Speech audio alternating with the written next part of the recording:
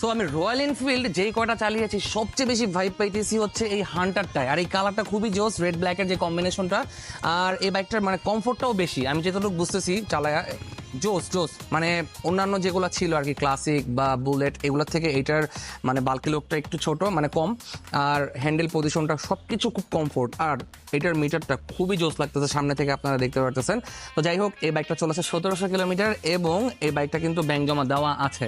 যাদের লাগবে এই হান্টারটা তারা কিন্তু দ্রুত চলে আসেন বিএসবি মার্টে, কারণ এই ধরনের বাইক কিন্তু বেশিক্ষণ থাকবে না। সুপার ফ্রেশ, একটা সিঙ্গেল স্ক্র্যাচ স্পট কিচ্ছু নাই। এবং বিলিভ মি ভাই, আমার কাছে এই বাইকটা চালা সবচেয়ে বেশি কমফোর্ট মনে হয়েছে। অন্য একদিন একটা রিভিউ দেবো ইনশাল্লাহ।